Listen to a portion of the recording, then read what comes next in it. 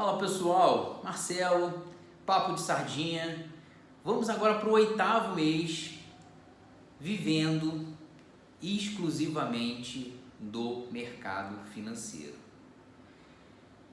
Quero relatar esse mês, nesse vídeo, quais foram as minhas dificuldades, quais foram os meus pontos de alerta, o que eu fiquei bem preocupado, o que foi muito positivo diante de todo o cenário.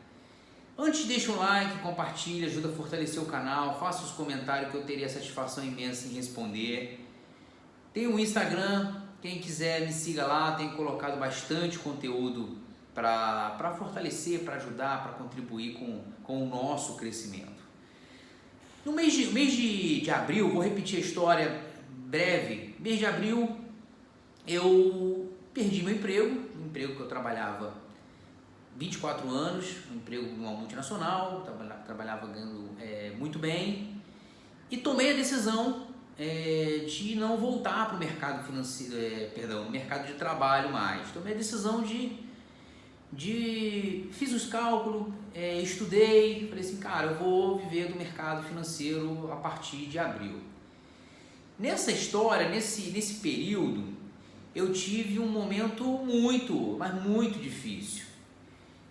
Foi um momento que até me fez repensar, me preocupei, e eu tive a preocupação muito grande porque e aí o capital que você juntou, ele começava a se diluir, a cair, a reduzir, e aí eu tive que tomar algumas atitudes. Se eu tivesse que continuar, eu tinha que tomar algumas atitudes para poder seguir no mercado financeiro, e eu tomei algumas decisões minhas e pronto, aí tem dado certo. E eu quero contar a história de novembro. Tem vídeo meu do 4º mês para cá, que foi quando eu tomei a decisão de desabafar, de falar sobre esse assunto, mas tem do 4º, do 5º, do 6º, do 7º, agora o 8º. É o 8º mês falando de como está sendo a minha história vivendo do mercado financeiro.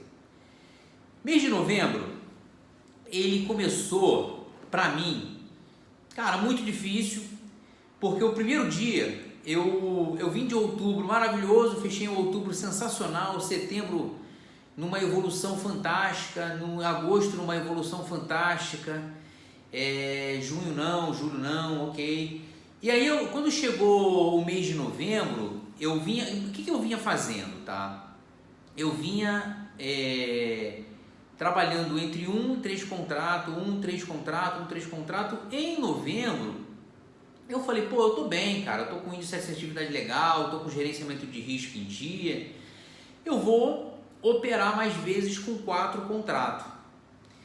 E aí qual foi a minha surpresa? O primeiro dia do mês, 1º de novembro, 31 de outubro, ou 30 de outubro, o último dia do mês de outubro, eu tive, cara, um ganho extraordinário. Eu falei, pô, tô indo bem. Foi depois da eleição, inclusive. Eu falei, 1º de novembro eu vou seguir com 4 contratos e não vou reduzir mais para 1 contrato. E qual foi a minha surpresa? Eu tomei um loss maior do que eu previa.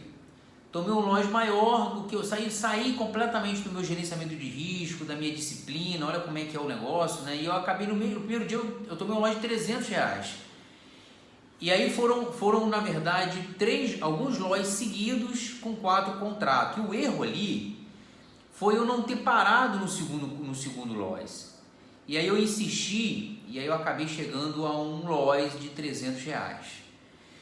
Eu assimilei, dia 2 era feriado, aí eu estudei um pouco as minhas entradas, o que eu tinha feito, aonde eu errei.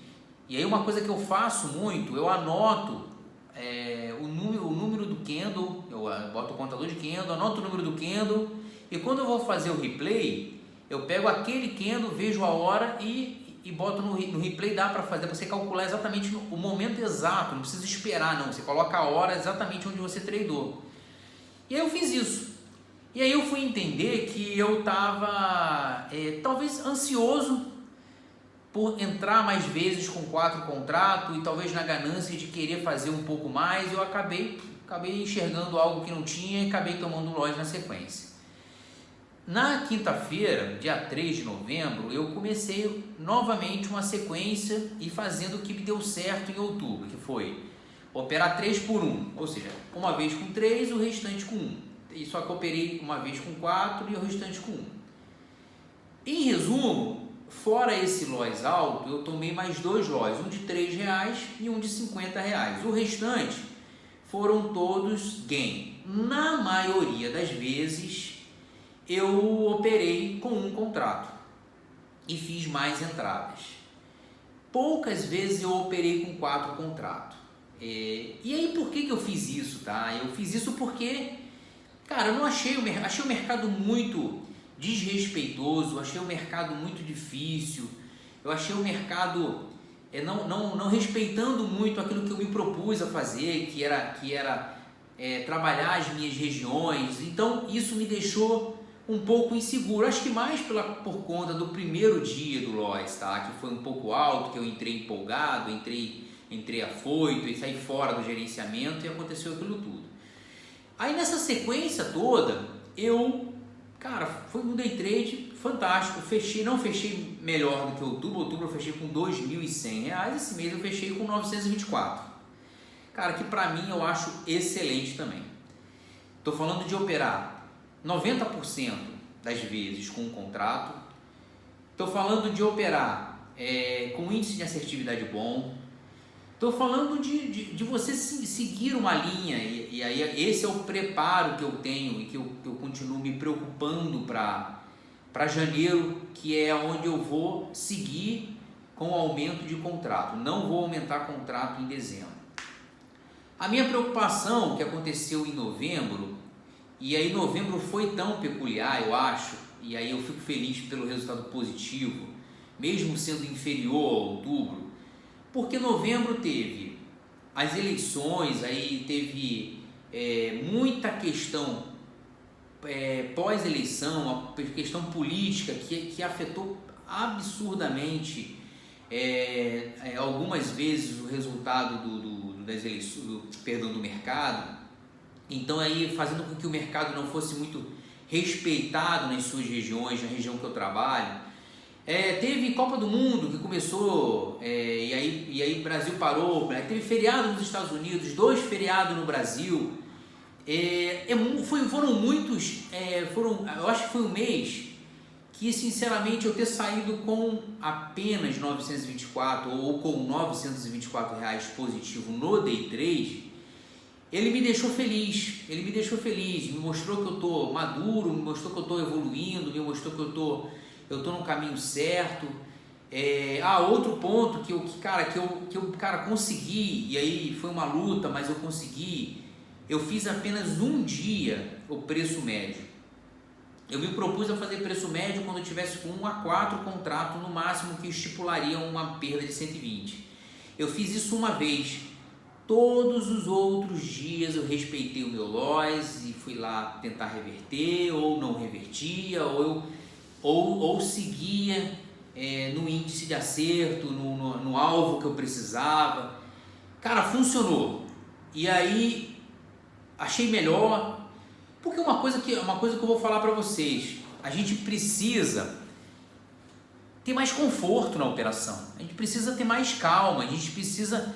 Esse lance de operar e ficar naquela pressão, naquela pilha, caramba, porque aquilo foi contra, e isso aconteceu alguns dias, nesses últimos 2 meses, e aí eu fiquei na pilha, tipo um exemplo, tá? Teve um dia que eu fiquei com um contrato e estiquei um pouco mais o stop, não deveria ter feito, mas estiquei um pouco mais o stop, com um contrato aí ficou R$115, e aí me veio aquela pergunta, e se eu tivesse com 10 contratos? Eu teria estômago para aguentar R$1.150? Essa é a questão. Eu preciso trabalhar e estudar o meu ponto de perda. E aí eu evoluí isso ao longo do processo, estou evoluindo ao longo do processo. No swing trade, vou falar um pouco do swing trade. Eu acabei não dando muita atenção em outubro, mas foi razoável, foi positivo. Esse mês, em decorrência de todo o mercado financeiro, eu tive que dar uma atenção, e essa atenção, e aí eu acabei intercalando. De manhã fazia day trade, à tarde eu dava uma olhada nas minhas posições. Não foi tão bom, mas também não foi tão ruim. E aí, também gerado pela questão política da história, o mercado ele algumas vezes estava muito difícil, muito complicado. E aí só um adendo sobre o swing trade. O swing trade ele tem uma vantagem que não tem no day trade. Você faz uma compra, você estipula as suas regiões, estipula a empresa que você vai trabalhar, você simplesmente coloca, pregoa uma ordem nela e vai monitorando ela. Se ela vai muito contra, você toma a decisão, ou estopa ou faz preço médio. Eu normalmente em ações eu faço preço médio porque eu não entro com todo o lote que eu preciso. Então, por exemplo, eu vou comprar uma empresa XPTO. Ao invés de eu colocar 100 lotes, 200, 300, eu coloco 50 lotes e vou aumentando, se ela for contra. Se ela for a favor, zero posição, tiro o meu lucro de 50, de 100, de 200, às vezes até mais, às vezes de 1000, isso por posição, por cada ordem, por cada... Então dá um lucro legal. Então você tem um tempo para trabalhar as suas ações.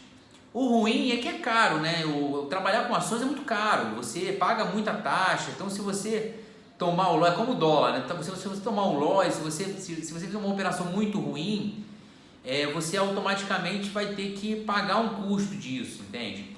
E aí um recado que eu quero dar para vocês é o seguinte: o ideal, tanto no day trade quanto no swing trade, é não perder, porque perder, para recuperar, ele é muito pior. Cara, você perdeu 1000, já falei isso em um vídeo meu, você perdeu 10% do seu capital, você perdeu R$100. Cara, você, para recuperar 10% do seu capital, agora são R$900. Você, com 10%, ele dá R$90, então dá 990. Então você precisa de 11%, de 12% para que você recupere seu capital. Então por isso que a proteção de capital ela é tão importante. Eu estou trazendo muito esse conceito do swing trade, que eu tenho de monitorar, de trabalhar as regiões, de trabalhar o swing trade para o day trade, tem dado certo. Depois eu vou falar, eu tenho feito algumas anotações sobre swing trade. Eu vou criar uma playlist melhor só sobre swing trade, falando só sobre swing trade, uma websérie. Já falei isso algumas vezes. E por que eu não fiz ainda? Porque o swing trade, falar do mercado financeiro tem que ter alguns cuidados, principalmente para quem está ouvindo, e segundo, para a CVM não entender que eu estou dando alguma coisa a mais e querer me multar, entendeu? Então, essa é a única e exclusiva preocupação, por isso que eu estou demorando um pouco mais. Mas vamos lá, para fechar o vídeo, mês de novembro, positivo no swing trade, muito positivo, embora com toda dificuldade, foi menor do que os meses anteriores, mas pronto, eu consegui tirar um dinheiro legal. Day trade não foi melhor do que outubro, mas foi muito importante para mim, porque a proteção de capital foi importante no mercado onde tinha muita volatilidade, muito feriado, teve Copa do Mundo, teve tudo, teve feriado nos Estados Unidos, feriado no Brasil, enfim, eu acho que foi bem positivo e eu tenho a ambição e a vontade de fazer voos mais altos em janeiro, e aí eu preciso estar muito consciente daquilo que eu estou fazendo.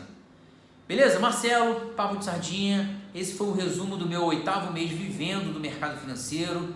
Deixa o like, compartilhe com seus amigos se for relevante, me siga lá no Instagram, se não é inscrito, cara, ative o sininho, eu sempre estou tentando o máximo colocar alguns conteúdos legais aqui para agregar no nosso dia a dia. Mais uma vez, obrigado, que venha dezembro, vamos com tudo.